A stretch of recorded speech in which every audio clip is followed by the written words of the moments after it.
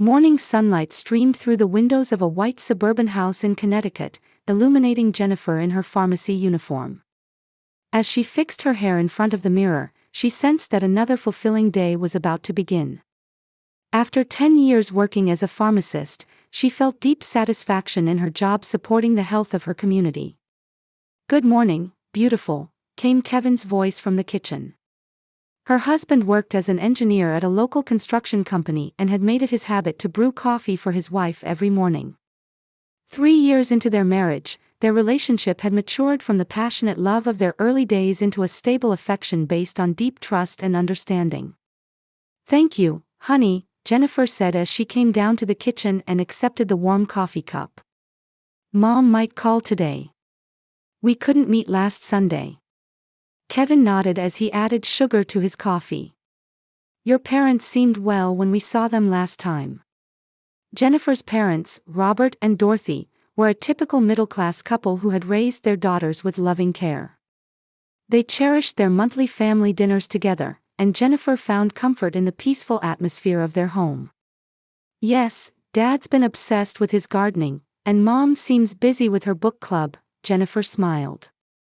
"Amy has been spending more time with our parents lately too." Her younger sister Amy had drifted between several jobs after college graduation and was currently living at home with their parents.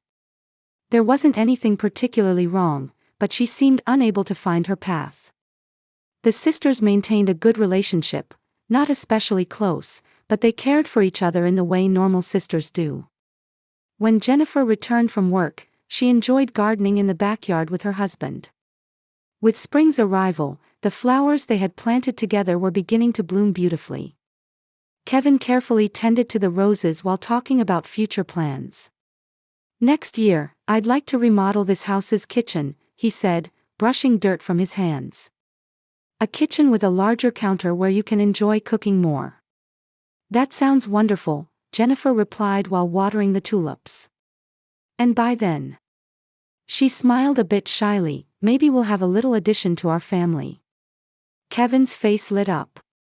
From the beginning of their marriage, they had both looked forward to having children.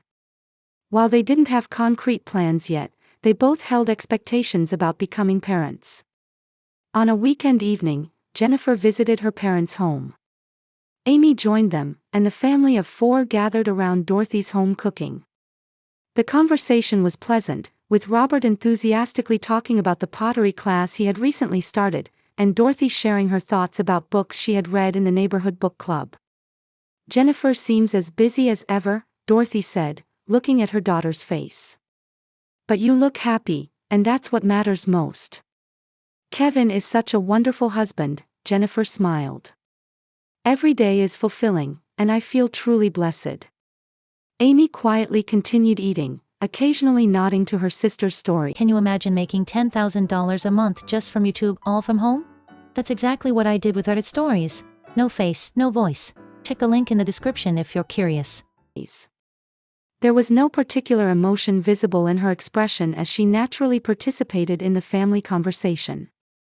That night, Jennifer and Kevin reflected on their day while watching a movie in their living room.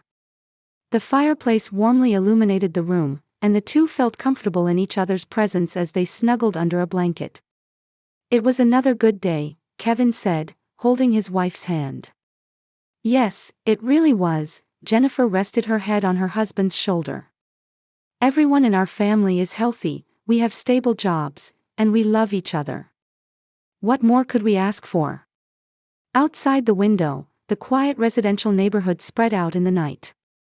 Street lights gently illuminated the roads, and a dog's bark could be heard in the distance. It was a peaceful scene of a typical American middle-class family's happy evening, without a care in the world. Jennifer realized how blessed they were. A loving husband, an understanding family, meaningful work. While life sometimes brought difficulties, their days were basically smooth and happy. Tomorrow she would head to work at the pharmacy again, looking forward to spending the evening with her husband. In the second week of May, Jennifer's cell phone rang with a call from her mother during a busy afternoon at the pharmacy. Dorothy's voice contained an unusual excitement. "Jennifer, I have a wonderful idea. her mother's voice was animated. "Why don't we all go hiking as a family? Your father and I have been feeling out of shape lately, and we'd love to spend a day in beautiful nature." Jennifer answered while checking prescriptions. "That's a lovely idea, Mom. I think Kevin would be delighted too. When were you thinking? How about next Saturday? According to the weather forecast, it's supposed to be perfectly sunny." Amy is all for it and has already started researching locations. That evening, Jennifer shared her mother's proposal with Kevin. Her husband looked up from his newspaper with a smile. "That's a wonderful idea. We've been indoors a lot lately, so exercising while breathing fresh air sounds perfect." Kevin stood up and pulled a hiking guidebook from the bookshelf. "Where are you planning to go?" "Amy is researching it for us. She'll give us the details tomorrow." The next evening, Amy called with unusually energetic enthusiasm as she began explaining the detailed plans. "I found a trail course at Mount Tom State Park. It's an intermediate course that takes about 3 hours round trip, with a beautiful waterfall and observation deck along the way." Amy's voice carried an enthusiasm Jennifer hadn't heard in a long time. "The view from the observation deck is supposed to be spectacular. You can see the entire Connecticut River basin." Jennifer was a bit surprised by her sister's proactive attitude. Amy was usually passive about family gatherings and rarely made suggestions. "Thank you for researching it so thoroughly. We're looking forward to it. And," Amy lowered her tone slightly, "I'll prepare the lunch too, so don't worry. I'll make everyone's favorite sandwiches." Over the weekend, Jennifer and Kevin headed to an outdoor equipment store. They purchased hiking boots and lightweight backpacks, along with water bottles and a first aid kit.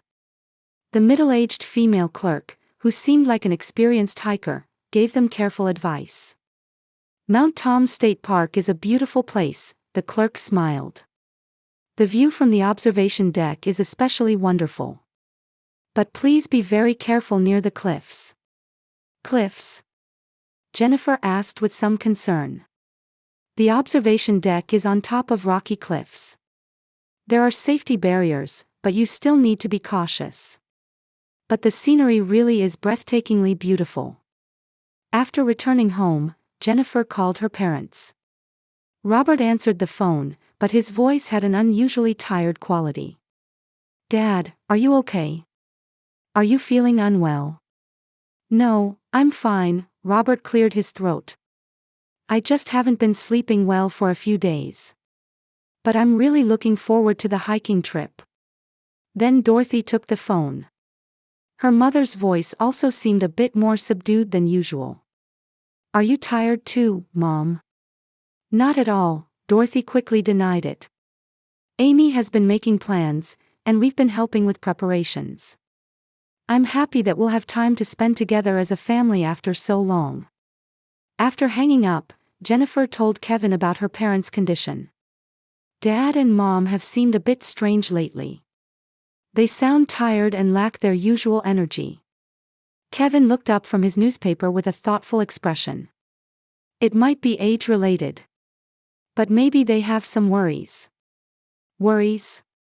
"I don't know, but lately I've had a feeling about something too." Kevin spoke as if choosing his words carefully. "The other day when I was talking with your mother, she started to say something about us, then stopped mid-sentence." Jennifer frowned. "What kind of conversation?" "I don't remember the details, but she seemed like she wanted to say something about our future. But your father changed the subject." On Wednesday night, Amy visited the couple's house alone. This was unusual. Normally, her sister would call ahead before coming, or only visited during family gatherings. "I need to talk to you about something." Amy sat in the living room, appearing somewhat nervous. "What is it?" Jennifer sat next to her sister. "It's about the hiking trip. I want to change the course." Amy clasped her hands together. "I'd like to make the route a bit more challenging and spend more time at the observation deck." Kevin returned from the kitchen and joined the conversation. "What kind of change?" "I want to take a slight detour to the observation deck, going through a route with better scenery, Amy spread out a map. That way, we can all spend more special time together as a family. Jennifer studied the map. The new route did seem to offer better views, but it looked like a somewhat more difficult path. Won't it be a bit too strenuous for Mom and Dad? It'll be fine, Amy stated definitively. They're both healthy, and if we walk slowly, there won't be any problems. Besides, the time at the observation deck is the main purpose of this trip. That night, after Amy left, Jennifer talked with Kevin. Don't you think my sister was acting a bit strange? Kevin thought silently. She was certainly more proactive than usual. But maybe she's just looking forward to spending time with the family. Maybe so, but, Jennifer felt uneasy. Lately I feel like the whole family's atmosphere has somehow changed. How so? I can't put my finger on it, but it feels like everyone is keeping a bit of distance from us. Jennifer gazed out the window. Maybe it's just my imagination. Saturday morning, the sky shone a cloudless blue. Jennifer woke early, filled her water bottle with cold water, and applied sunscreen while looking forward to the family hiking trip. Kevin was also preparing the car with light steps, and both were excited about the long-awaited time with family. At 9 o'clock, they arrived at her parents' house right on time. Robert and Dorothy were waiting at the front door, dressed in hiking clothes. However, Jennifer sensed subtle tension in her parents' expressions. Instead of their usual warm smiles, there was something artificial, an unnatural brightness. Good morning, Dad, Mom, Jennifer kissed her parents. What beautiful weather. Yes, it's a perfect day, Dorothy replied, but there was a slight tremor in her voice. Amy appeared from the back door. She carried a large backpack and held a detailed map in her hands. In her eyes was a strong determination that Jennifer had never seen before. Is everyone ready? Amy's voice was bright but somehow mechanical. Today is going to be a special day. The five of them headed to Mount Tom State Park in 2 cars. Jennifer and Kevin led the way, followed by her parents and Amy. During the drive, Kevin talked about the scenery, but Jennifer occasionally checked the car behind them in her rearview mirror. She could see her sister talking seriously about something from the driver's seat. Upon arriving at the park's parking lot, Amy immediately spread out the map and began explaining the route. First we'll walk along a gentle forest path, and after about an hour we'll reach a small waterfall. She traced the path with her finger. We'll rest there briefly, then head to the observation deck. The path to the observation deck is a bit steep, but the view from the top is supposed to be truly wonderful. The hike began. The first hour was indeed a beautiful forest trail. The fresh green leaves gently filtered the sunlight, and birds chirped pleasantly. Robert and Dorothy initially exclaimed at the beauty of nature, but gradually became quiet. When they reached the small waterfall, the family sat in a circle and ate the sandwiches Amy had prepared. However, the conversation was unnaturally awkward, far from the usual warm family atmosphere. Jennifer tried to start conversations several times, but everyone's responses were cold, and she began to feel increasingly anxious. Just a little more to the observation deck, Amy stood up and shouldered her backpack. The final climb is a bit steep, but let's do our best. The path to the observation deck was indeed steep. The trail winding between rocks was sometimes slippery, and Jennifer worried about her parents' safety. However, both Robert and Dorothy climbed with surprisingly careful and sure footing, as if they had walked this path before. Dad, Mom, are you okay? Jennifer called out breathlessly. Don't worry, Robert answered without looking back. We're almost there. 30 minutes later, they finally reached the observation deck. The view from the observation deck set on the cliff's edge was indeed breathtakingly beautiful. The Connecticut River meandered through the landscape, and distant mountains appeared hazy. However, Jennifer focused more on the danger of this location than on the beautiful scenery. While the observation deck's edge was indeed surrounded by safety barriers, the cliff's height was considerable. What a wonderful view, Jennifer said as she approached the barrier. But this place really is high. Kevin also stood beside her and looked down. Quite a height. If someone fell. He swallowed his words. At that moment, Jennifer noticed something strange. The other 3 family members were lined up behind her and Kevin. Moreover, they had completely different expressions than usual. Amy's eyes held cold determination, and her parents' faces had hardened like stone. Amy? Dad? Mom? Jennifer turned around. What's wrong? There was no response. Instead, Amy stepped forward. Jennifer, Amy's voice was ice cold. There's something I've wanted to say for a long time. What? If you were gone, everything would work out perfectly. In that moment, Jennifer understood.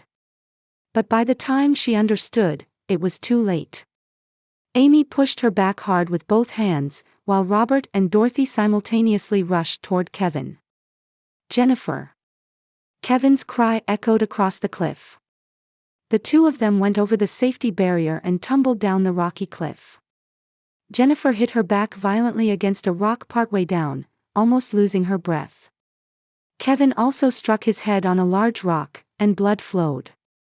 The 2 fell onto a narrow rocky ledge partway down the cliff and couldn't move. From above, they could hear their families' voices. Let's check, came Amy's cold voice. Whether they're definitely dead. Jennifer was dazed from the pain, but she heard Kevin whisper in her ear. Don't move, her husband's voice was shaking but clear. Keep pretending to be dead. Hold your breath. Jennifer followed her husband's instructions and stopped moving completely. The pain was intense, but she somehow managed to minimize her breathing. They could hear footsteps from above, and pebbles fell down. They could tell the family was looking down the cliff. They're not moving, Amy's satisfied voice carried on the wind. Is this really what we should have done? Dorothy's trembling voice was carried by the wind. Mom, have you forgotten what we discussed? Amy's voice was harsh. This was the only way. The only way for you to become parents to me alone. After a moment of silence, the footsteps moved away. Jennifer and Kevin remained motionless until complete silence returned. 10 minutes, 20 minutes, then 30 minutes passed. I think it's okay now, Kevin finally spoke. But still keep your voice low. Jennifer sat up trembling. Her whole body ached, with particularly severe pain in her back and shoulders. Blood flowed from Kevin's forehead, but fortunately his consciousness was clear. Kevin, Jennifer's voice became tearful. Why did our family try to? I'll explain, Kevin said while supporting her. But first we need to escape from here. And there's a truth you need to know. On the rocky ledge, Jennifer looked at Kevin's injured face. She gently wiped the blood flowing from her husband's forehead with her shirt sleeve. Her head wasn't working clearly from pain and confusion, but one thing was certain. Kevin knew something. Tell me, Jennifer said in a trembling voice. What do you know? Kevin took a deep breath and began speaking while enduring the pain. For 3 months, I've been observing Amy's abnormal behavior, he spoke in a small voice. At first, I thought it was just sisterly jealousy. But it gradually escalated. What kind of behavior? When you didn't know, I saw Amy visiting your parents' house several times. During weekday afternoons when you were working, she was going to your family home almost daily, Kevin shook his head. At first I thought it was being a good daughter. Jennifer frowned. She had no idea that Amy had been visiting their parents so frequently. One day, when I came home early from work, I happened to overhear Amy talking on the phone with your mother. Kevin's voice became even quieter. She had parked her car in front of our house and was making the call. What were they talking about? Amy was crying and saying, because Jennifer exists, I've become invisible. If I were an only child, Dad and Mom would love only me, Kevin continued. Jennifer gasped. She had never imagined her sister felt that way. But that's not all, Kevin continued. When your mother said, "But Jennifer is our precious daughter too," Amy became furious. She screamed, "Precious daughter. Jennifer has left us and built her own life. If she were gone, our parents could focus only on me. I'm the daughter who truly needs our parents." Jennifer covered her mouth with her hand. She was gradually beginning to understand the meaning of her sister's words. What did Mom answer then? At first she was opposed. But Amy seemed to repeat the same conversation daily. "I saw your father and mother looking exhausted several times. And recently, their attitude began to change." "How?" "They started subtly keeping distance from you. Conversations became shorter, and they lost their previous warmth." Kevin tried to sit up while enduring the pain. "Amy was mentally cornering your parents and brainwashing them." Jennifer asked tremblingly, "Then why didn't you tell me?" "I didn't want to worry you. Besides, I never thought it would really come to this." Kevin showed a regretful expression. "I underestimated the situation. I never imagined Amy was such a calculating and dangerous person." At that moment, stones fell from above. The two held their breath and listened carefully. They could hear footsteps. "They're back," Kevin whispered. From above the cliff, Amy's voice could be heard. "Let's check whether they're really dead." "Amy, let's stop this," came Dorothy's weak voice. "What if they're still alive?" "There's no way they're alive," Amy's voice was ruthless. "But we need to check just in case." "Dad, do you have rope?" Jennifer and Kevin looked at each other. If the family came down the cliff, there was nowhere to hide. "Jennifer," Kevin whispered with determination. "We have to escape. Let's move sideways along this ledge and find another path." The two began carefully moving along the rocky ledge. Their bodies ached, but survival instinct prevailed. Fortunately, the ledge was wider than expected and continued along the cliff face. After moving for about 10 minutes, they found a safer slope. Kevin descended first, and supporting Jennifer, the two carefully made their way down. "Cell phone?" Jennifer asked. Kevin checked his pocket. "Got it. But the signal is weak." A few minutes later, they finally got a signal. Kevin called 911 with shaking hands. 30 minutes later, they could hear police sirens. Jennifer and Kevin were slowly walking toward the park's parking lot. Their bodies ached, but they could walk. When they arrived at the parking lot, police officers had surrounded Robert, Dorothy, and Amy. The three wore confused expressions, and Amy was desperately making excuses. "Officer, this is a misunderstanding. We're looking for my brother-in-law and sister-in-law. They went missing during the hike." Then Jennifer and Kevin appeared. Silence fell over the parking lot. Amy's face turned pale, and her parents looked stunned. "Jennifer?" Amy's voice was shaking. "You're alive, how?" One of the police officers stepped forward. "Are you the victims?" "Yes," Jennifer answered tearfully. "We were pushed off a cliff by our family." Dorothy almost collapsed. "Jennifer, I'm so sorry. What have we done?" Robert also said in a trembling voice. Amy said. What Amy was saying was, "Dad, Mom, be quiet," Amy suddenly shouted. "Don't say anything." As the police officer handcuffed Amy, he said, "You're under arrest for attempted murder." Dorothy and Robert were also handcuffed as accomplices. They looked at their daughters while crying. "Jennifer, forgive us," Dorothy said through tears. "We were brainwashed." Amy said the same thing every day, every day. "Be quiet," Amy glared at her mother. Everything was supposed to go according to plan. An ambulance arrived, and Jennifer and Kevin were taken to the hospital. Fortunately, neither had serious injuries, just bruises and mild concussions. In the hospital bed, Jennifer gripped Kevin's hand tightly. "We survived," she whispered. "Yes," Kevin smiled gently. "And the truth has come to light. Your family wasn't really family. True family consists of people who love and protect each other." Jennifer nodded while shedding tears. 6 months later, the final verdict was handed down in the Connecticut District Court. Jennifer and Kevin sat in the front row of the gallery, gripping each other's hands tightly. Their physical wounds had healed completely, but their emotional wounds were still in the process of healing. The judge read the verdict in a solemn voice. "For defendant Amy Lawrence, for the crime of attempted murder, I sentence you to 15 years in prison. Additionally, based on the results of psychiatric evaluation, I order mandatory psychiatric treatment at a treatment facility." Amy sat expressionlessly at the defendant's table. After 6 months of detention and psychiatric evaluation, she had been diagnosed with antisocial personality disorder.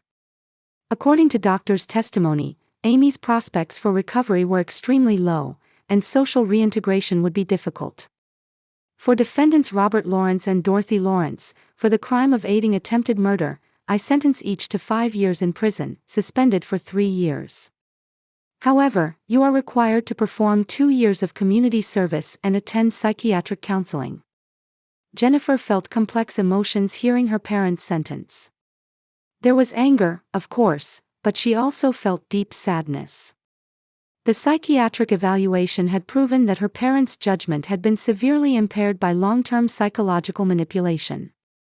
Dorothy in particular had her reality perception significantly damaged by her daughter's skillful brainwashing. As they left the courtroom, Dorothy walked toward Jennifer. The woman who had once been a loving mother was now devastated by deep regret and despair. "Jennifer," Dorothy's voice was hoarse. "I don't expect you to forgive me. But I want you to know that you are still my real daughter, and I still love you." Jennifer looked at her mother but didn't respond. She couldn't forgive, but she was also tired of continuing to hate. "Mom," Jennifer finally spoke. "I can no longer think of you as family. But I hope you'll find peace of mind someday." Dorothy nodded through tears and left the courtroom with Robert. Their figures looked completely different from the dignified parents they once were. They had been completely isolated from the community and abandoned by friends and relatives. That evening, Jennifer and Kevin sat quietly in their backyard. The flowers they had planted 6 months ago were blooming beautifully, radiating new vitality. "It's really over today," Jennifer rested her head on her husband's shoulder. "Yes, legally," Kevin gently stroked his wife's hair. "But our new life has already begun." During these 6 months, the two had thought deeply about the meaning of true family. They had learned painfully that blood relations don't automatically guarantee love or loyalty. Instead, they understood that chosen relationships, bonds based on mutual respect and trust, create real family. "Michael and Sarah are coming to the wedding next month, aren't they?" Jennifer smiled. Michael and Sarah were close friend couples who had supported Jennifer and Kevin during this difficult time. Though not blood-related, they loved and protected the two like true siblings. Additionally, pharmacy colleagues and neighbors had provided warm support. "We're truly blessed," Kevin said. "Surrounded by our chosen family." Jennifer nodded. "Family not bound by blood. People who cherish each other and support one another in difficult times. This is what real family is." Beyond the garden, they could hear Mrs. Johnson playing with her grandchildren next door. It was the sound of ordinary but peaceful daily life. "I've been thinking about the future," Jennifer said quietly.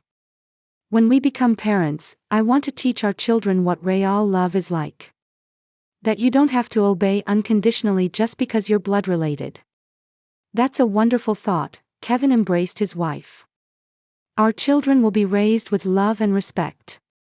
As night deepened, the two looked up at the starry sky. The pain of the past wouldn't disappear, but hope for the future was definitely sprouting. Released from the curse of blood ties, the two had begun walking a new life based on true love and trust. They understood from the bottom of their hearts that chosen family, bound by the strongest bonds, was the truest family of all.